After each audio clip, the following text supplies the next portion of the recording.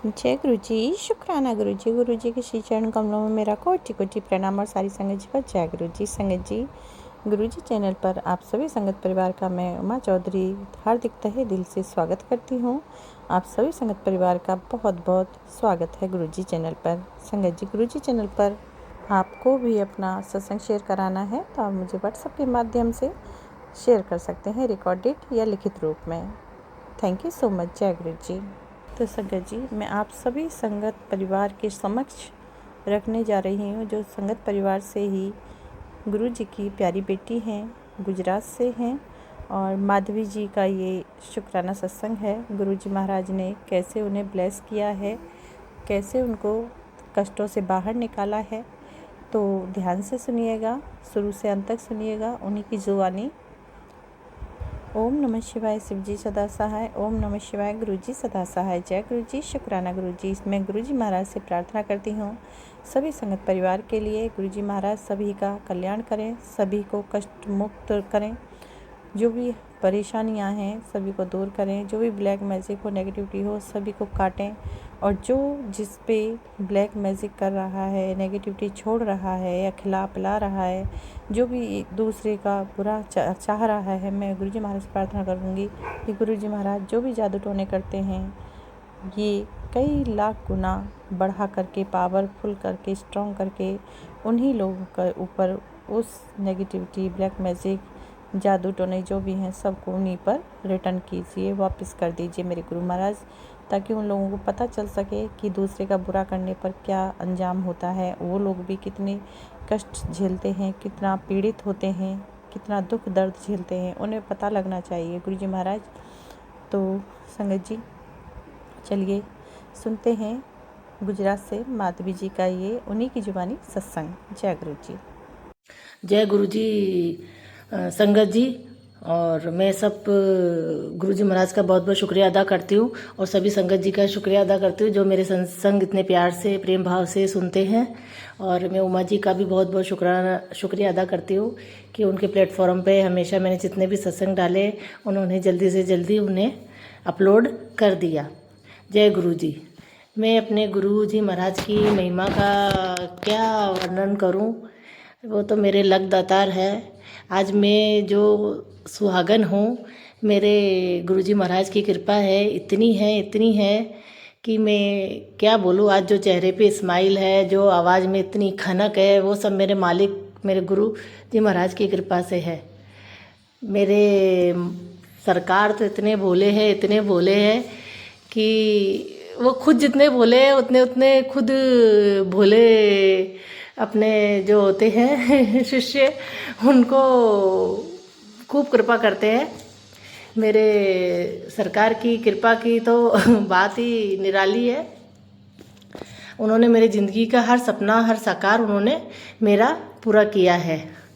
मैं एक आपको सत्संग सुनाना चाहती हूँ कि एक बार मेरे सास ससुर राखी के आसपास वो लोग यहाँ आए थे, और उस दिन ऐसा हुआ कि मैं हमेशा सबके रूम का में पानी की बोतल रखती हूँ, पर मैं उस दिन भूल गई, और मेरा बच्चा बेटा ऑफिस की दादी के पास सोया था। तो उस बच्चे को पता नहीं रात को 4 बजे कि 5 बजे कि 3 बजे कब उसको प्यास लगी, और मेरी सासू माँ रसोई में गए और उन्होंने 2 स्विच चालू किए। पहला स्विच चालू किया पर उन्होंने बंद करना भूल गए, जो दूसरा स्विच किया वो लाइट किया। उन्होंने बच्चे को पानी पिलाया और वाकई सो गए।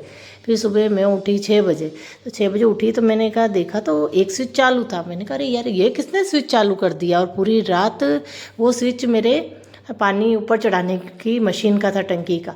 तो फिर मैंने देखा कि अरे ये स्विच चालू है, ये भगवान। मैंने स्विच ऑफ किया और फिर एकदम हड़बड़ाहट के अंदर मशीन चालू करके देखी। मैंने कहा आज तो 4-5 हज़ार का फटका पड़ेगा ही पड़ेगा।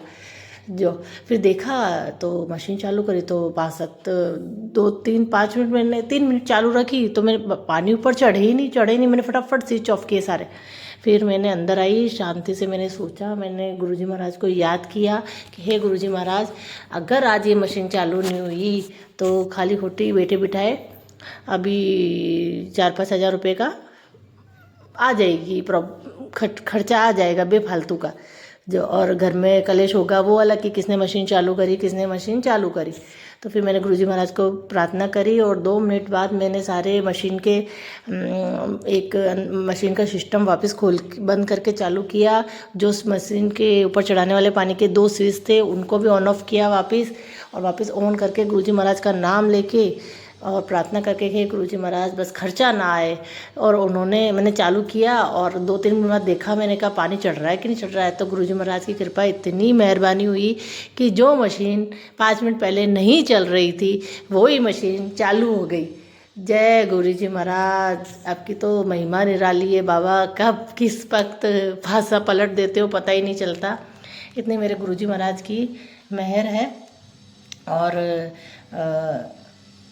मैं लोगों के सत्संग सुनती थी कि लोग बाग बहुत से लेडीज़ अपने सत्संग में ऐसा बोलती, पीरियड टाइम के बारे में भी लोग बाग कहते कि भाई हमारा ये काम है तो ना आए ना आए, ऐसे करके मैं सुनती थी तो मुझे बड़ा अजीब सा लगता था। मैंने कहा यार ये चीज़ भी कोई सत्संग में बोलने जैसी है जो, पर कहते हैं ना जो मन में सोचा वो काम हो जाता है। तो ऐसे कैसे मेरे बच्चे का मुंडन था, 5-6 साल 6 वर्ष का हो गया मेरा लड़का, तो उसका मुंडन हम करने वाले थे। और जब मेरी डेट आने वाली थी तो मेरी डेट आई नहीं। तो अब मैं टेंशन में आने लगी, मुंडन की तारीख फिक्स हो गई, गाड़ियाँ फिक्स हो गई, अब क्या करें, डेट ही नहीं। फिर मैंने कहा अगर आज नहीं आई तो फिर मैंने गुरुजी महाराज से प्रार्थना करके, गुरुजी महाराज मेरे ये डेट ना आए और मेरे बेटे का काम आराम से निकल जाए। तो फिर राजी खुशी में वहाँ हम गए और फिर भी मैंने टैबलेट्स मेरे हस्बैंड को बोल के टैबलेट्स भी मंगवा ली थी कि हे गुरुजी महाराज मेरे बच्चे का काम हो जाए, कोई विघन ना आए। इस बार पहले भी विघन आ गया था तो कैंसिल रखी थी, और इस बार कोई विघन ना आए। तो फिर वो विघन गुरुजी महाराज की कृपा से मेरी राजी खुशी मेरे बच्चे की मुंडन संस्कार हुआ उसका।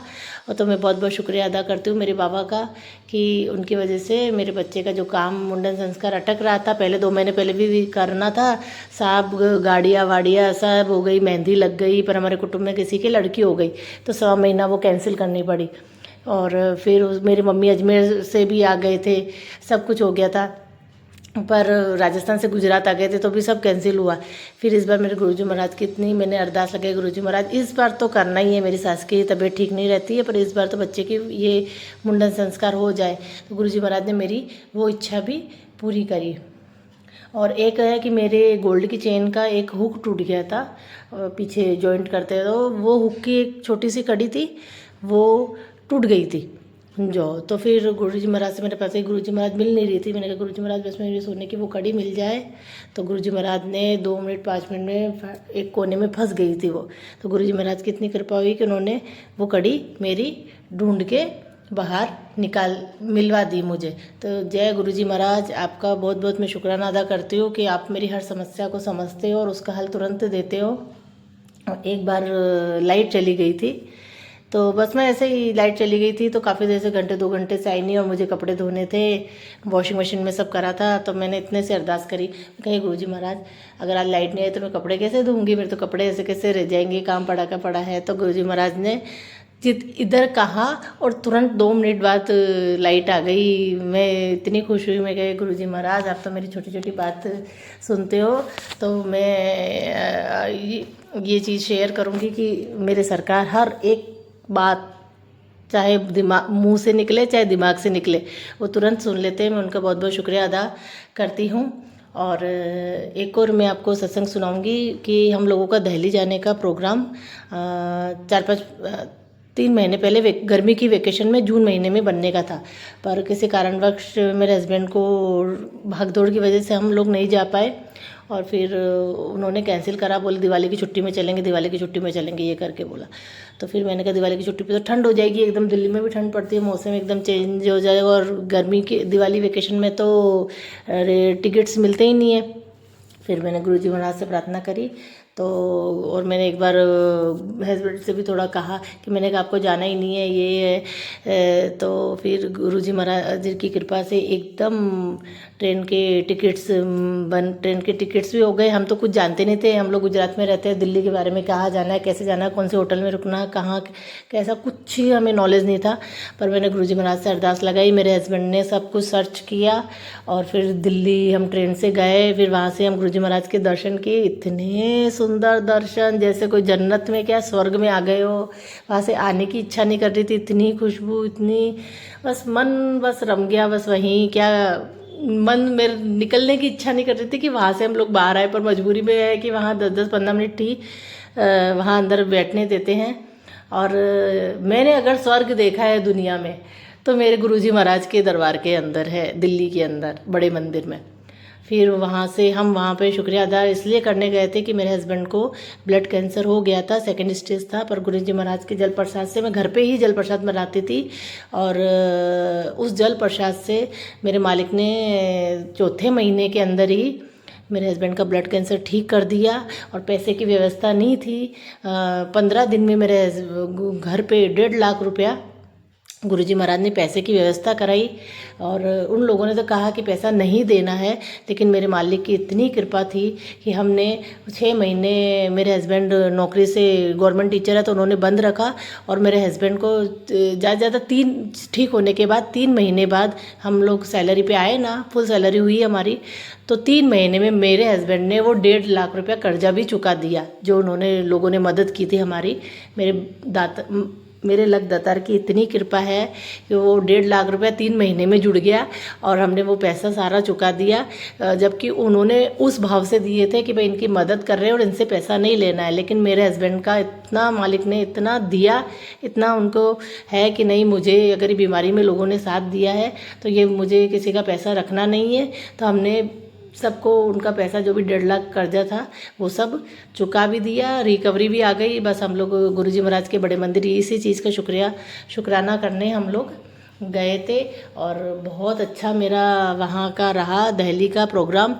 मेरी इच्छा थी, गुरुजी महाराज को मैंने कहा, गुरुजी महाराज मुझे अक्षरधाम देखना है, यहाँ दिल्ली आई तो दिल्ली घूमना है, तो ज़्यादा कुछ नहीं, बस एक अक्षरधाम देखा हमने, पर मन प्रसन्न हो गया गुरुजी महाराज के मंदिर जाके, स्वामी नारायण के मंदिर जाके। और मैं अपने गुरुजी महाराज की क्या बढ़िया ही करूँ कि वो है तो सब कुछ है, वो है तो मैं हूँ, और वो नहीं तो मतलब मैं तो सोचती हूँ कि मेरी लाइफ क्या होगी, कुछ समझ में ही नहीं आता है। और मैं बहुत बहुत दिल से उनका शुक्रिया अदा करती हूँ। जो ये सत्संग सुन रहे हैं उनका भी शुक्रिया अदा करती हूँ, मेरे गुरुजी महाराज का भी शुक्रिया अदा करती हूँ।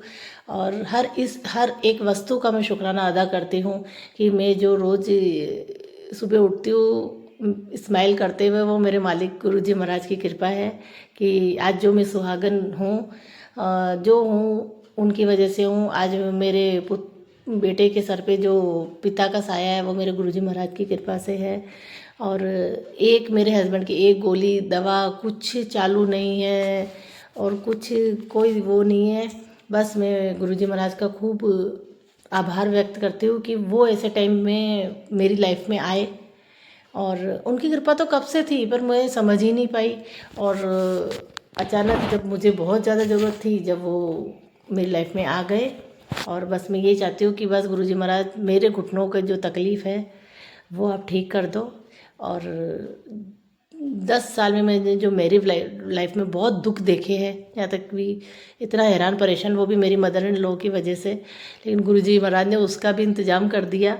और उसके बाद जो मैंने गुरुजी महाराज के जुड़ने के बाद जो वैवाहिक सुख मुझे मिला है, अब मुझे पता चला कि वैवाहिक सुख होता क्या है। नहीं तो घर में इतना कलेश, लड़ाई झगड़ा, हर चीज़ की प्रॉब्लम्स, जो है हस्बैंड वाइफ में इतना लड़ाई झगड़ा, यहाँ तक कि मैंने सुसाइड तक का भी सोच लिया था। मैंने कहा ऐसा जीवन मिलने से तो अच्छा ना मिले तो अच्छा है, पर मेरे मालिक की कृपा से सब अच्छा हो गया है। और मैं, मेरे पति, मेरा बेटा, हम हमारे जीवन में